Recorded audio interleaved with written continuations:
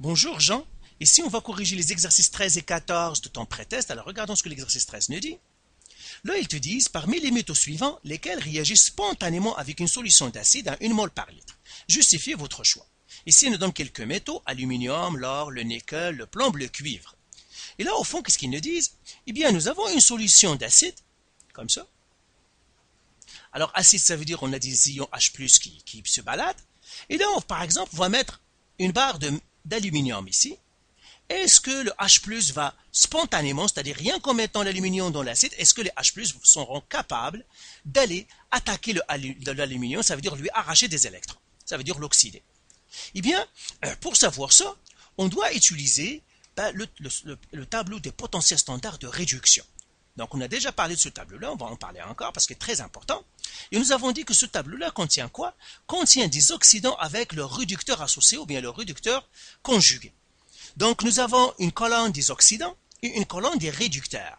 La colonne des oxydants généralement contient des ions. Okay, des ions, c'est parce que les ions vont essayer d'arracher des électrons aux autres. La colonne des réducteurs contient généralement les métaux. Ici. Et nous avons dit que plus on descend dans le tableau, plus la force d'oxydation diminue. Ça veut dire que les oxydants deviennent de moins en moins puissants, c'est-à-dire deviennent de moins en moins capables d'arracher des électrons. Plus je suis en haut, plus l'oxydant est fort, il arrache très rapidement. Plus je descends, plus l'oxydant devient faible. Au contraire, pour les réducteurs, c'est le contraire. Plus je suis bas, plus le réducteur est fort, ça veut dire qu'il est prêt à donner ses électrons. Plus je monte, plus les réducteurs ont tendance à moins donner leurs électrons plus facilement. Maintenant, comment ça fonctionne le tableau? Eh bien, chaque oxydant va réduire.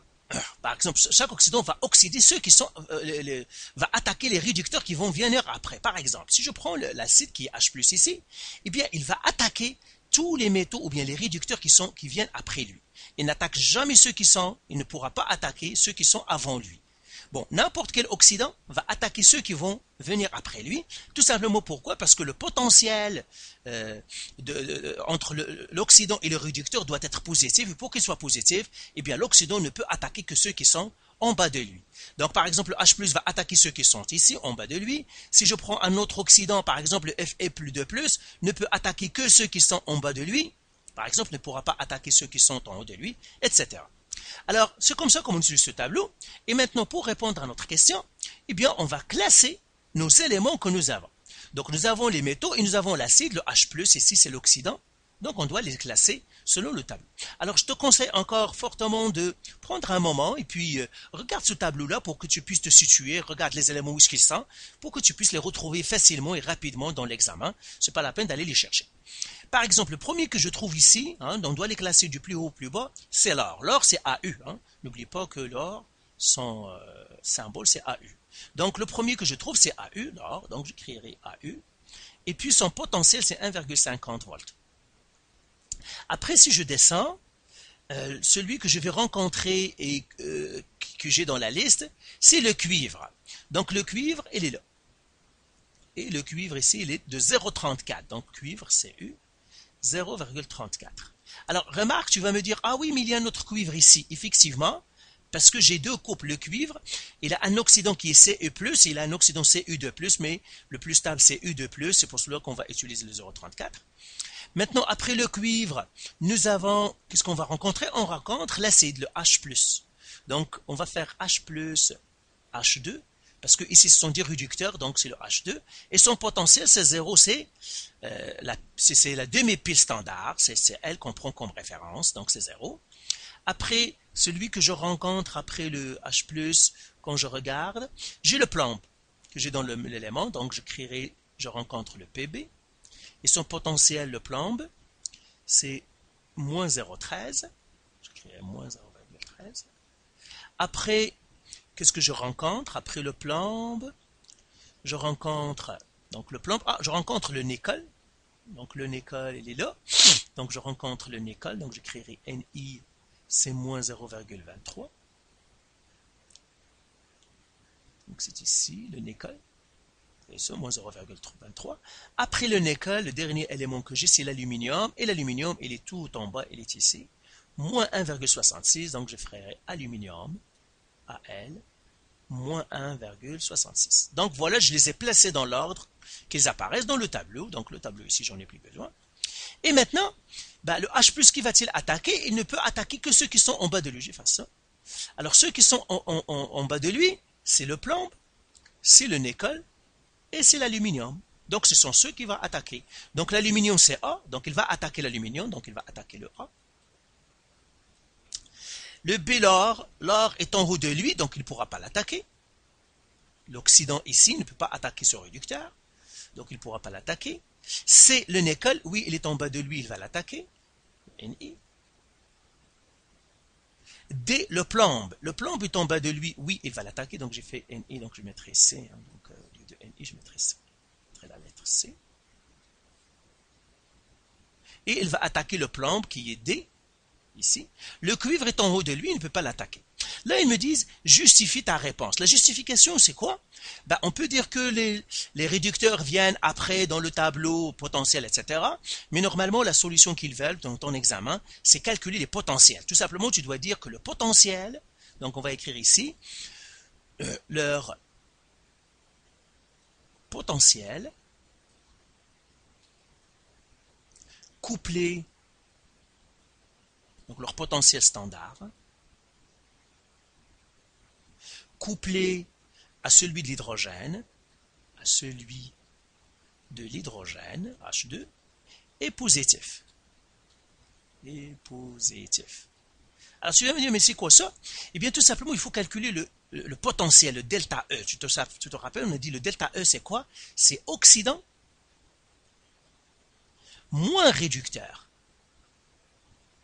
Comme ça. Et là, on pourra faire les calculs. On va calculer premièrement entre l'hydrogène, l'oxydant c'est l'hydrogène, donc H+, c'est l'oxydant, avec par exemple le AA, c'est l'aluminium, avec le Al.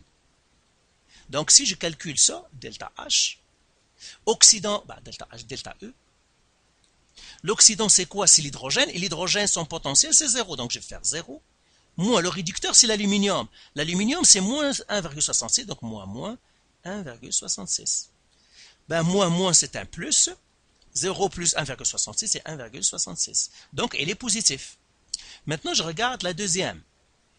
L'acide avec le C. Le C, on a dit, c'est le nickel. Le Ni. Si je calcule son delta E, l'acide, c'est 0, moins.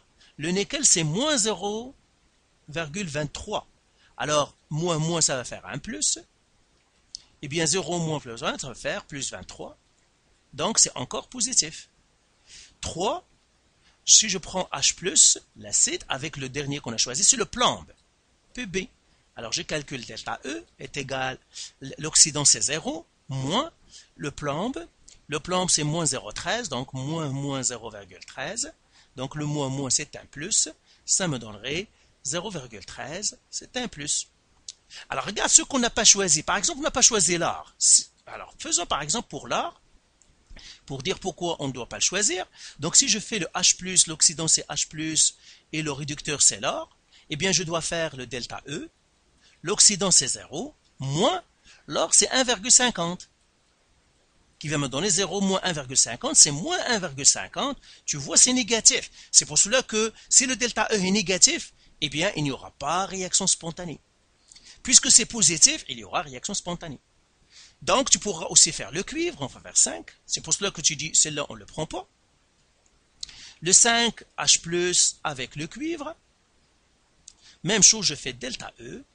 Elle est égale à 0, moins le cuivre, c'est combien? C'est 0,34. Donc, moins 0,34. 0 moins 0,34, c'est moins 0,34. Tu dis, ça, c'est négatif. Donc, je ne dois pas prendre le cuivre. Ça ne va pas être spontané. Alors, regardons maintenant l'exercice 14. Pardon. Là, ils nous disent, soit le zinc et le plomb, écrire l'équation d'oxyde de réduction et calculer la différence de potentiel de la pile. Là, ils nous disent d'écrire l'équation d'oxyde de réduction. Là encore, j'ai le zinc et j'ai le plomb. Là, il faut les mettre en ordre selon le tableau, hein, parce que je ne sais pas comment ils sont. Donc, on va revenir encore à notre tableau, à notre fameux tableau. Okay, moi, je vais effacer tout ça, parce que quand même, il y a beaucoup de barbouillons ici, hein, ça va nous mélanger. Donc, on doit classer nos éléments pour savoir qui sera l'oxydant et qui sera le réducteur. Donc, les éléments que j'ai, c'est le zinc et le plomb. Donc, le plomb, où est-ce qu'il est? Donc, le plomb, c'est ici. Donc, je vais l'écrire ici. Donc, j'ai Pb de plus. Donc, j'écris sa réaction, hein, Pb de plus 2 électrons qui me donnent du plomb. C'est ça ce que ça me dit la première. Et puis, j'ai le zinc. Le zinc, où est-ce qu'il est? Le zinc, donc Zn. Le voilà, le zinc, il est là. Donc, ici, je dois effacer ça. Parce que ce que j'ai au début, c'est le plomb. Après, j'ai le zinc. Donc, je dois les mettre dans le bon ordre. J'ai le plomb et j'ai le zinc, Zn. Donc, le Zn qui va venir après. Et puis, Zn, c'est Zn de plus 2 électrons qui me donne du Zn. Alors, qui sera l'oxydant, qui sera le réducteur? Parce que dans l'ordre, lui, il est en haut. Donc, c'est lui l'oxydant. Et c'est lui le réducteur. Je n'ai pas pris les potentiels, je dois prendre les potentiels. Hein. Donc, c'est important qu'on prenne les potentiels. Alors, pour le plomb, c'est moins 0,13. Et pour le zinc, c'est moins 0,76 volts. Voilà. Alors maintenant, on va les mettre ici. Ça, c'est l'oxydant. Et ça, c'est réducteur. Alors là, qu'est-ce qu'ils nous disent? Écrire l'équation d'oxydoréduction. Premièrement, l'oxydant toujours, tu te rappelles, on a dit que dans les demi-réactions, l'oxydant a toujours les électrons. Donc l'oxydant, on va le laisser comme ça, Pb de plus 2 électrons, qui me donne Pb. Qui sera le réducteur? C'est le zinc. Donc je dois faire Zn qui me donne. Ça veut dire que je dois inverser cette réaction-là, hein, parce que ça c'est le réducteur, il est là. Donc, je dois l'inverser pour qu'il le soit, pour qu'il devienne réducteur. Je ne dois pas les écrire comme ça. Donc, je dois les inverser. C'est Zn de plus 2 électrons. Donc, la réaction d'oxydation, ou bien l'oxydant, je le laisse comme il est. Mais le réducteur, je dois l'inverser. Et ensuite, quand je trouve le réducteur, l'équation, la demi-réaction du réducteur, je dois inverser les deux membres ici. Et là, je vais additionner maintenant les deux réactions pour avoir la réaction globale. Je vois ici que les électrons sont balancés. J'ai 2 électrons, et bien j'additionne. Donc j'ai fait Pb de plus Zn. 2 électrons ici, 2 électrons vont disparaître parce que je les ai dans les réactifs dans les produits, qui me donne Pb plus Zn de plus. Ça, c'est la réaction globale. Donc ça, c'est la réaction globale. Maintenant, ils me disent de calculer delta E. Ben, on a dit delta E ou bien l'énergie E0. C'est oxydant moins réducteur. Alors, le potentiel de l'oxydant, on a dit c'est le plomb, donc ça va faire moins 0,13. Moins, le zinc c'est le réducteur, donc moins 0,76, qui va me donner finalement 0,63 volts.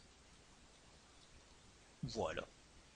C'est ça le E0 ou bien l'énergie.